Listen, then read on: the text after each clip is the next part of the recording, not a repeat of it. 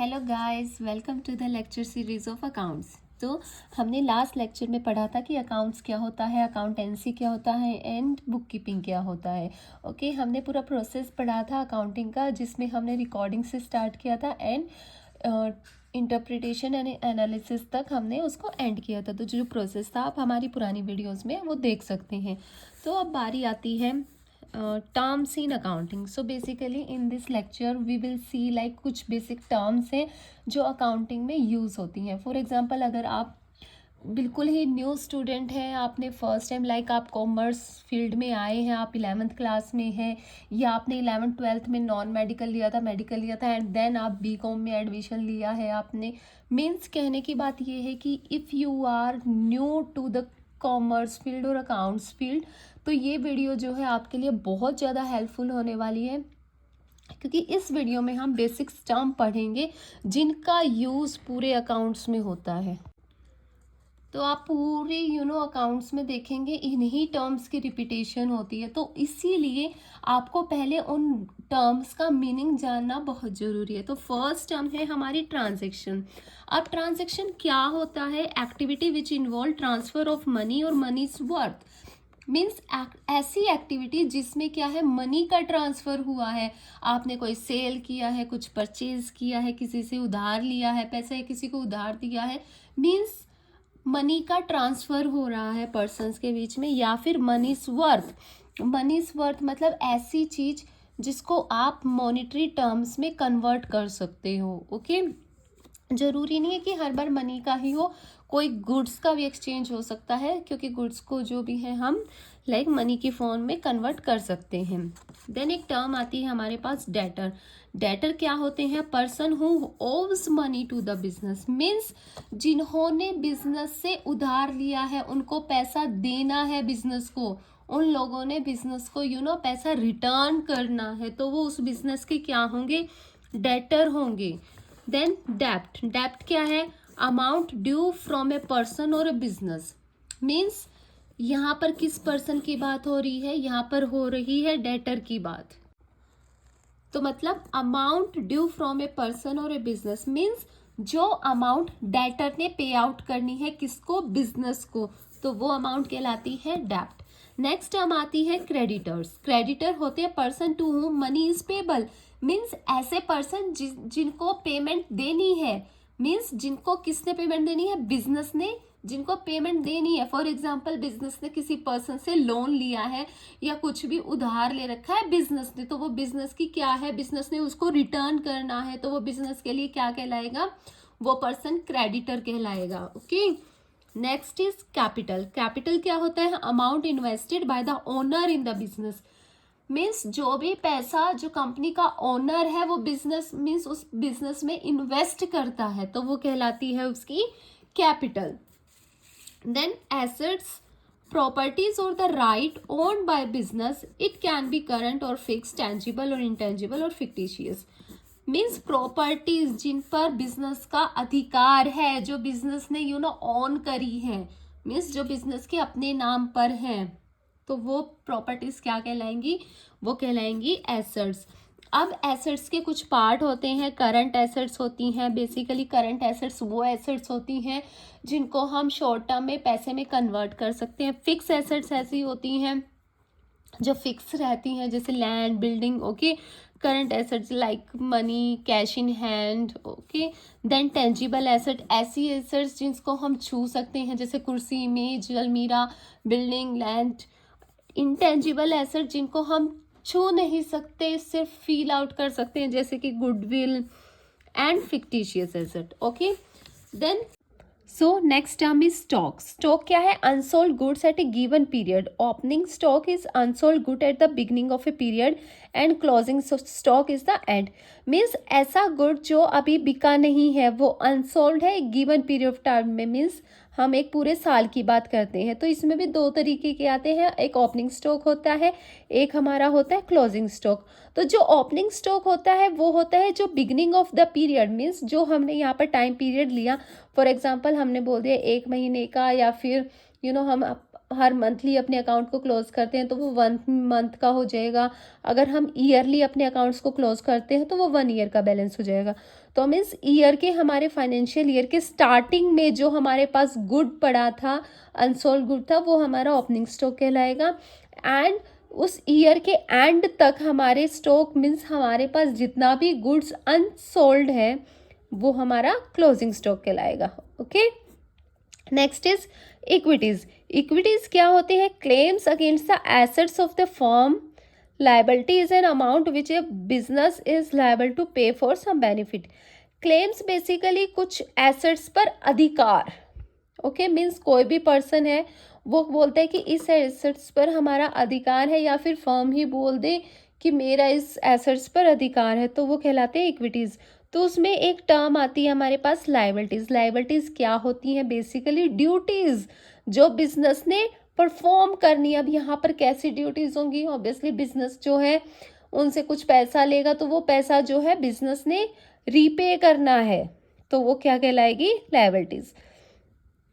Then expenses, an amount incurred in return for some benefit of revenue nature. Means ऐसी amount जो incurred हो रही है और वो किस नेचर की है? रिवेन्यू नेचर की है, तो वो कहलाएगी expense. Expenditure is an amount to acquire an assets. तो एक एक्सपेंस है, एक एक्सपेंडिचर है। ओके, एक्सपेंस तो क्या है? कोई भी ऐसा पैसा इन्वॉल्व होना जिसके बदले में आपको बेनिफिट मिलता है। बेनिफिट किस चीज़ का? रिवेन्यू नेचर का अगर बेनिफिट मिलता है और उसके लिए आपने कोई खर्चा किया तो वो आपका कहलाएगा एक्सपेंस। लेकिन एक्सपेंडिचर क्या कहलाएगा? एक्सपेंडिचर वो चीज़ कहलाएगा कि जब आप एसेट्स को खरीदते हैं, जब आप एसेट को एक्वायर करने के लिए जो भी खर्चा करेंगे वो आपका कहलाएगा एक्सपेंडिचर। फिर बारी आती है loss. Loss is basically amount lost without any benefit. Means ऐसा पैसा जो डूब गया और उससे आपको कोई भी बेनिफिट नहीं मिला। Okay, next term is income. Income is a source of revenue due to its operation which increase owners equity. Means income क्या है? एक सोर्स है। किस चीज का? रिवेन्यू का एक सोर्स है, जिसकी वजह से क्या होता है कि जो ओनर्स की इक्विटी है वो बढ़ जाती है। Okay, so that is income. अब बारी आती है ड्राइंग्स की। ड्राइंग्स क्या है कि आपने मीन्स बैलेंस है आपका, कोई मीन्स पैसा जमा है आपका एज ए बिजनेस में, उससे आपने कुछ पैसा निकाला, लेकिन किसके लिए? अपने पर्सनल यूज के लिए, तो वो क्या कहलाएगी? ड्राइंग्स। अंडरस्टैंड? सो बेसिकली पैसा निकालना बिजनेस में से अपने पर्सनल यूज के लिए, so that term is known as drawing. फिर हमारे पास नेक्स्ट टॉपिक आता है अकाउंटिंग इक्वेशन। कि अकाउंटिंग इक्वेशन है क्या चीज़? तो हमारी अकाउंटिंग इक्वेशन है total liabilities is equal to total assets. हमेशा, क्योंकि हम इसको शो करते हैं बैलेंस शीट में, एक साइड आपकी लायबिलिटीज़ होती हैं और एक साइड आपकी एसेट्स होती हैं, और जो इनका बैलेंस होता है वो हमेशा इक्वल आता है। अगर इक्वल नहीं है तो आपका कहीं ना कहीं आपने कुछ ना कुछ गड़बड़ करी है और आपका जो अकाउंट प्रिपरेशन है वो गलत है। तो हमारी अकाउंटिंग इक्वेशन है जहाँ पर हमारी टोटल लायबिलिटीज़ जो हैं टोटल एसेट्स के इक्वल होंगी, या आप ये कह सकते हो कि owner's equity plus outside liability equal to assets. Okay, same बात है। अब क्या है? All the business transactions have two fold effect. Recording of both aspect of a transaction is called double entry system. ये बोलता है कि जितनी भी आपके बिजनेस में ट्रांजेक्शन्स है, ट्रांजेक्शन्स का मैंने मीनिंग आपको बताया है कि क्या होता है। ओके, मीन्स जितनी भी आपके बिजनेस में ट्रांजेक्शन्स है उनका 2 जगह इफेक्ट होगा, और इसी 2 जगह के इफेक्ट को रिकॉर्डिंग करने की टेक्निक को हम डबल एंट्री सिस्टम बोलते हैं। Under this method of duality concept, that source of fund must always equal to users of fund, and from this equality was derived double entry system. means ये बोलता है dual concept, ये बोलता है कि कोई भी सोर्स ऑफ फंड है उसका हमेशा उसके यूज से, मीन्स आपने यार पैसा लगाया, ठीक है, तो वो पैसा लगाया, उसकी जगह आपने पैसा खर्चा बेसिकली, तो उससे हमें कुछ बेनिफिट भी तो मिलेगा। तो वो यही कह रहा है कि पैसे को लगाना उसके सोर्स के इक्वल होता है, कि वो जहाँ से पैसा आपने लगाया तो उसके बदले में कुछ बेनिफिट मिलेगा।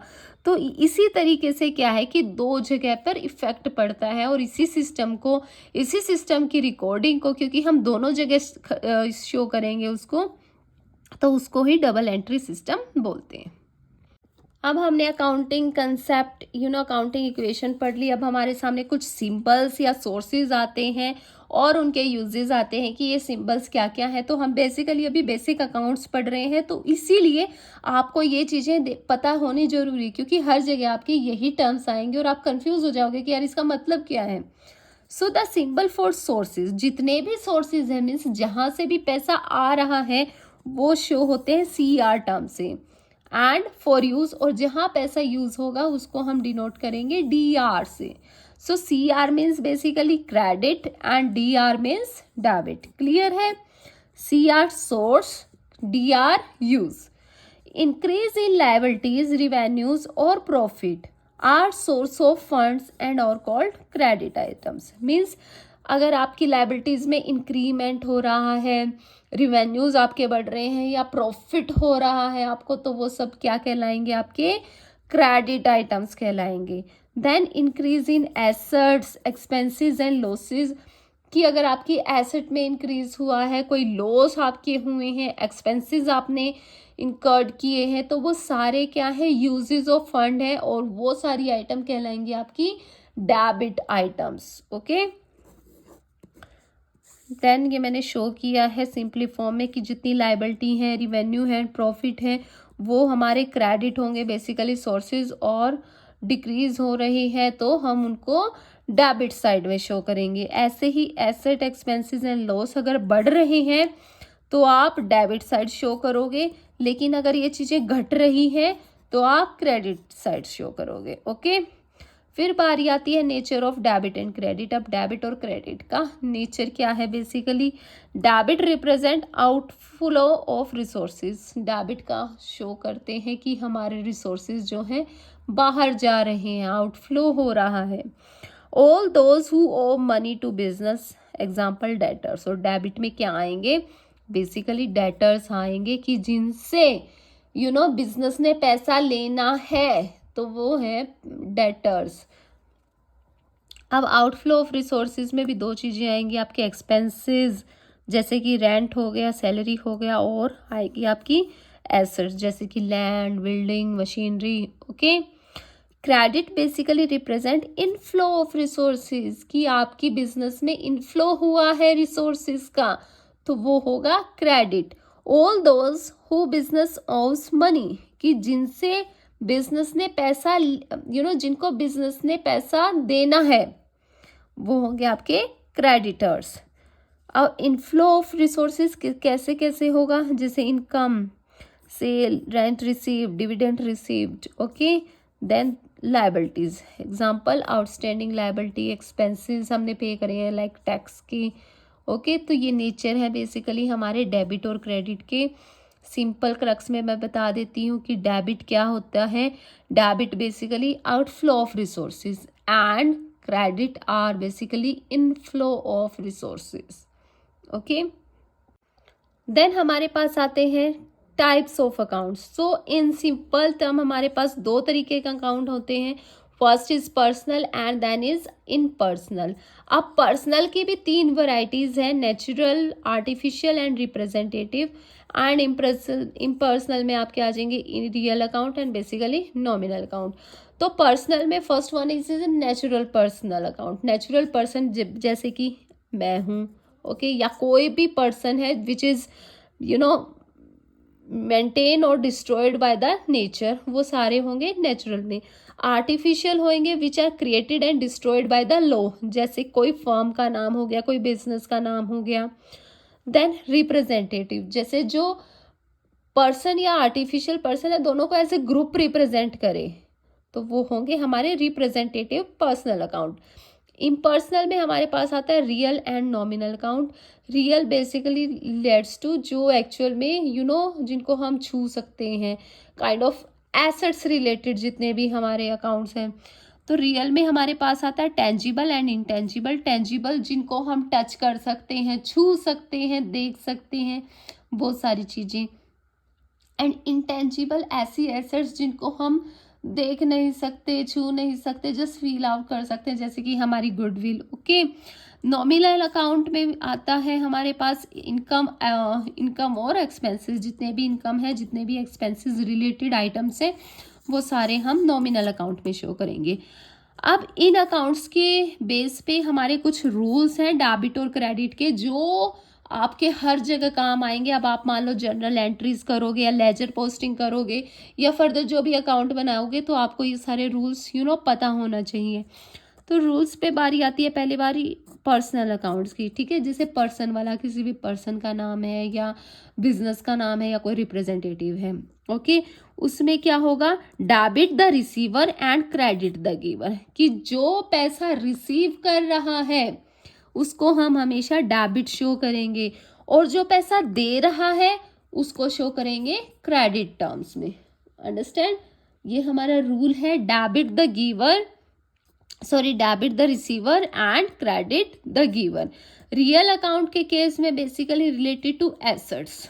ओके, एसेट्स के या रियल अकाउंट के केस में क्या होगा, डेबिट व्हाट कम्स इन, जो भी चीज हमारे बिजनेस में आती है तो उसको शो करेंगे debit side, and credit what goes out, जो भी चीज हमारी बाहर गई, बिजनेस से बाहर गई। Then last one is nominal account, debit all expenses and losses, credit all income and gains. तो मतलब आपने हर एक्सपेंस को और लॉस को क्या करना है, डेबिट शो करना है, और हर इनकम और गेन को आपने as a credit side show करना है। अंडरस्टैंड, सो बेसिक टर्म है, ये बेसिक स्टेप है। आपको ये नहीं समझ में आएगा तो पूरा अकाउंट्स ही नहीं समझ में आएगा। This is the most important thing, क्योंकि इन्हीं को ही यूज करके आप आगे ट्रायल बैलेंस बनाते हो, बैलेंस शीट बनाते हो, या कोई भी अकाउंट है वो बनाते हो। ओके, तो ये चीजें आपको अब हर जगह देखने को मिलेगी। Thank you. सो बेसिकली हमने आज पढ़ा कुछ terms related to accounting, basic terms. Okay, आप इनको रिवाइज कर लीजिएगा। एंड देन हमने देखा कि हमारी अकाउंटिंग इक्वेशन है वो क्या बोलती है, और वो ड्यूअल एंट्री सिस्टम क्यों कहलाता है, क्योंकि हर जो कोई चीज़ होती है उसका दो जगह पे इफेक्ट पड़ता है। ओके, देन हमने पढ़ा हमारे कुछ सिंबल्स हैं, सोर्सेज हैं, यूसेज हैं जिनको हम यूज़ करते हैं अकाउंट्स में। फिर डेबिट एंड क्रेडिट का नेचर हमने पढ़ा। ओके, फिर सोर्सेज थे हमारे पास, टाइप ऑफ अकाउंट्स हमने पढ़े कौन कौन से होते हैं, और उनको रिकॉर्ड करने के हमारे जो रूल्स हैं डेबिट क्रेडिट के, सो हमने वो पढ़े। So this is all about the basic accounting concept. इसके बाद हम पढ़ेंगे जनरल एंट्रीज, कि आप जनरल एंट्रीज कैसे कर सकते हैं और फाइनेंशियल अकाउंट्स की प्रिपरेशन कैसे कर सकते हैं। So thank you.